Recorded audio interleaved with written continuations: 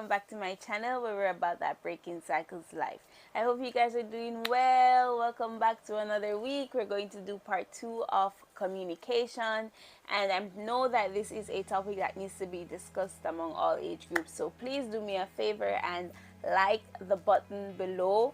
Press the like button below. Press the share button. Share with a friend, share with a coworker, share with someone who needs to hear this. And if you're one yourself, just learn and share for someone else who you probably don't know needs it. So please do not hesitate to share, and subscribe if you're watching from an external source. Please support. Thank you. I'd appreciate it. Okay, so let's go into it. We stopped at number 11 last week, and yes, I did say we have 21 tips. Yeah, I'm sorry. But I really think these tips are important, so that's why I chose this long list. And let's get straight into it, okay? So the number 12 is find out in advance what an arranged conference is about. So this is in regards to business conversation, business communication, workplace strategy, right? Whenever you're going to a dinner or a cocktail or anywhere of the sort, prepare in advance for what you're going to speak about. The book is right here actually. This book, The Fine Art of Small Talk. I actually have probably 2 chapters left, and I haven't even finished it. I should finish it. It's not really that hard to read. But trust me, this book, this is not sponsored or anything, but I'm telling you, this book is really good. It's really good, guys. The Fine Art of Small Talk.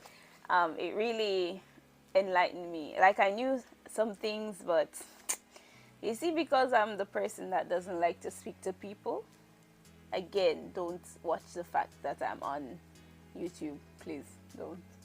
I'd rather be by myself. Okay? But anyways, for persons like me, introverts that would prefer not to have a conversation with people, yeah, it really helps you.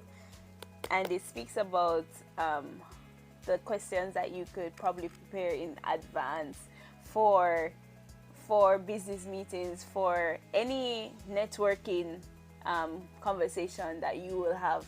And trust me, I need to reread them because they gave like a huge list of conversation questions that you could possibly use, and trust me, they're effective. So again, the fine art of small talk. It's actually good.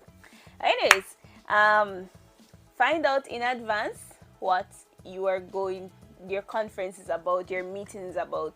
Prepare your questions, and it doesn't mean like do a whole thorough research or anything. It's just make sure that 30 minutes before or an hour before, it depends on your level of your speed actually in regards to preparation for events like these. Prepare in advance what questions you want to talk about, or just have an idea of what you would probably be asked about. Okay, so yeah, don't go to an event and look dumb and be like, what are you talking about, when you know it's a business meeting on stocks, and then you're like, oh, what is stocks? And you're like, why are you here? You get me? So please, in regards to business meetings or any conferences, please prepare ahead of time. And I would actually put this in light of any conversation with normal conversation, with especially if it's an argument. Before you go, remember we spoke last week about thinking before you speak. I think this is highlighting that point actually, that if you're going to start an argument, as I told you guys, what I do is I take myself away before I say something that's not supposed to be said. Okay. Yeah, so prepare your questions in advance. Think about what you're going to say to this person who is really getting on your last nerves, or just just to have if just to have an effective communication going on, an effective dialogue, don't prepare ahead what questions you want to ask them, or what statements you would want to say. And as I said before, don't make statements, ask questions. Okay, so yeah, just prepare in advance. The next one is record important matters. If you're like me, I'm not a writer. Like, I don't write everything down, but I do record them on my phone actually. So I note some things down and I don't. Okay, it just depends on the person that you are. But they do advise you, so I'll take this advice that I should record important matters. And yes, I do it mostly for birthdays and other important things that I need to be reminded about if it's not at the forefront of my mind at the moment. Yeah, write down something that needs to be done and make sure you get to it in due time. Okay, and because you have written down important matters, it's basically like being the secretary of your own life. Whenever someone comes to you, or whenever you need to dig up your files for a specific moment, those important matters that you would have written down would come in handy at that point in time. Okay, so yeah, write them down. Don't be like me, I jot everything down in here, and a few things in my phone. Okay, like on my calendar. Yeah, I'm taking this tip too. I told you guys I'm not perfect. Okay, so the next one is regularly communicate plans and decisions to those who need to know. Now, my mother, I'm telling you, is the expert at this. When I tell you that she doesn't tell anyone anything, I've learned from her. Okay, she's like, you just see her come and do something, and you're like, what? When did all of this transpire? And you're right in front of us, living with us, and we didn't see all this happening. How? She's an expert. Okay, I've learned from her. Yeah, do things in silence and only tell people who need to know. Yeah, don't let everyone know your business. Okay, and in regards to having effective communication in your life, those who are closest to you and those who need to know, it would be best that you communicate with them the need to know things in your life, because if you don't, then there is going to stir up some anger or some confusion as to, so you didn't feel it necessary to tell me about this, and then anger would have arose. Or just tell who needs to know. And if you feel that that person doesn't need to know, you need to explain to them why they are not on a need to know basis. Okay, yeah. Okay, so the next one is do not permit interruptions.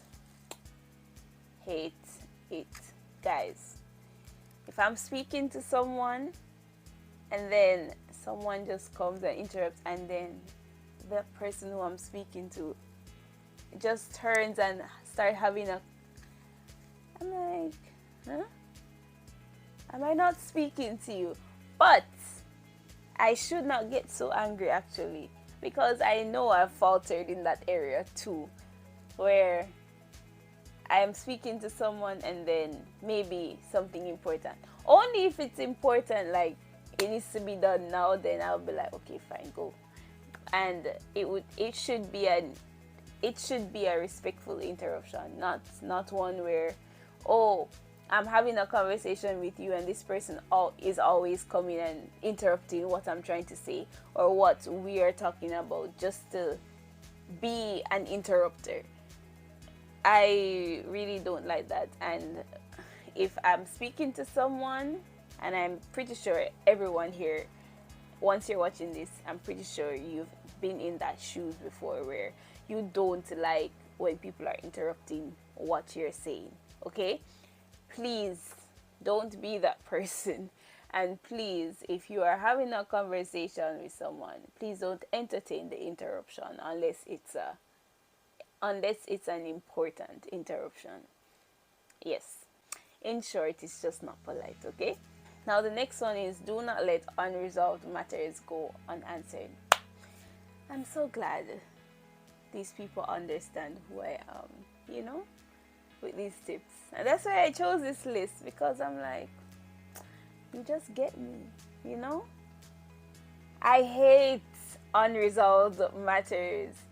Like, we need to get out of that mindset that, oh, I don't want to address this.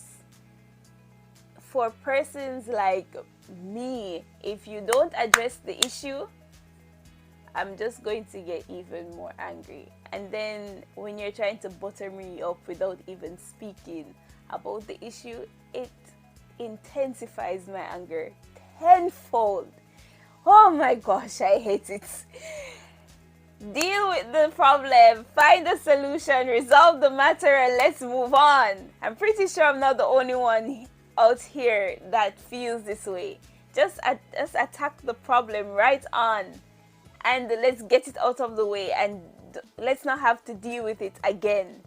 It's really that simple, right? So if it's in an argument or just any issue that would arise, if there's an issue, find a solution, move on. It's not that hard, really. And in regards to the workplace, it's pretty simple, just the same. If there's an issue with you or a project, find the issue, find the solution, move on. Let's move. There's no need for the tarrying or the blaming or anything. Just accept if you're wrong, you're wrong. If you're right, you're right. It's not that hard. But I know this world and the pride that everyone, tries to hold on to. And then they're like, oh, I'm never wrong. It's really sickening. But yeah, there are people who actually don't like to admit when they're wrong. And yeah, God bless them. Okay, now the next one is use paraphrasing.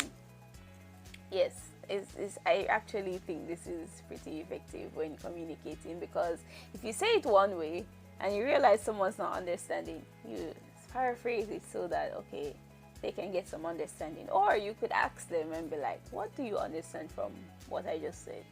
And then they could give you their explanation, and then you could be like, well, I think you got it wrong. That's not what I was trying to say. Communication. It's not that hard. It's really not that hard. I'm sorry. It's really not. But yeah. And okay, so paraphrase if needs be. Make sure that both parties come to a deeper understanding of what each party is trying to say. Okay? Yeah. Paraphrase, make sure that you make it easy to understand, because honestly, especially for communicating in anger, our understanding level is not necessarily at its peak at that moment, okay? Because anger shadows all of that, and I will say that it's just normal among everyone. So paraphrasing and being the calm one will definitely help a lot in effective communication. So the next one is seek help when communicating with another person is difficult. So if you see that after paraphrasing and saying and asking questions and trying to clear up, and this person is still not understanding what you're trying to say, find someone else who would probably explain it better, because clearly your explanation is not clear enough. Okay, so yeah, find someone to help you with that. And if it's a relationship of any sort, honestly, I've said to myself that when at one point I'll invest in a therapist, because I really see the need for one in life, especially if you're someone like me who, when you get angry, you just need to talk, but you don't want to talk to everyone, right? So you just get so angry and you're like, you need someone to dish it on, but not on any and anyone, because you don't want everyone knowing your business, right? So yeah, therapists, get therapy. There's nothing wrong if you get therapy. Yeah.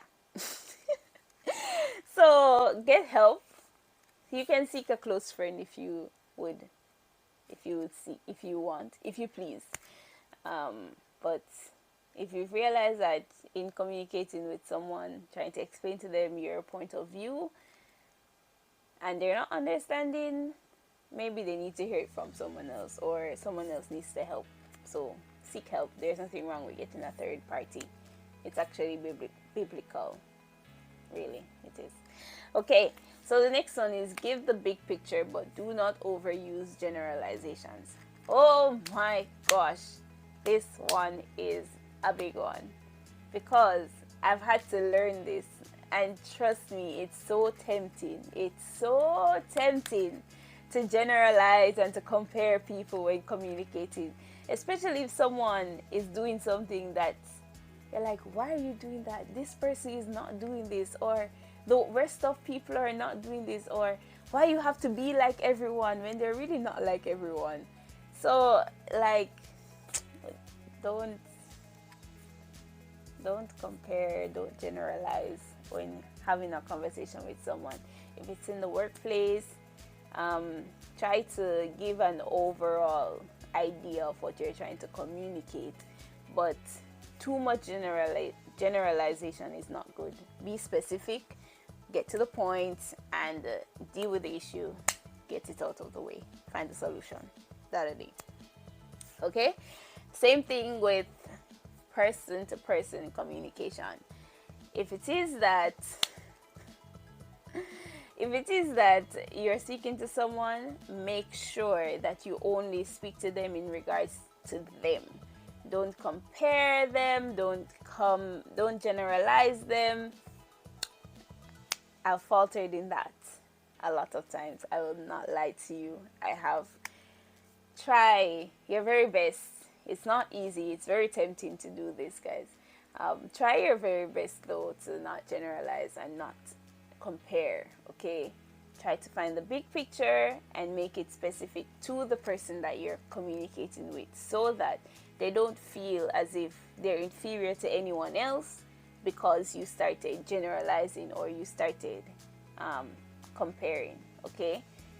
People don't like when you compare. I don't like to be compared to people. So I can just imagine how someone else would not like to be compared to someone else. So yeah, don't compare and don't generalize, okay? Be very specific when you're speaking to someone. Yeah. Now the final one is get rid of distractions. Whew. Imagine, like, this is my phone, right? Okay, this is my power bank, right?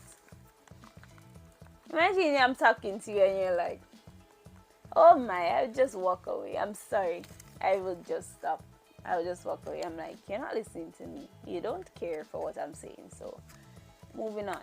I don't have time. Yeah. Is that not exercising patience? Maybe. But it's rude. Honestly, it is rude, guys. Get rid of distractions when you are in a conversation with someone. If it is that you realize that you'll be distracted, please communicate that with the person that right now I'm too busy to speak to you. Let's speak at a later date or a later time. Anything of the sort. Or, and that would be even better to make them know that, okay, you know, at least she or he communicated to me that right now is not a good time. Instead of trying to be superwoman or superman, trying to communicate with this person, likewise trying to do everything else in the world.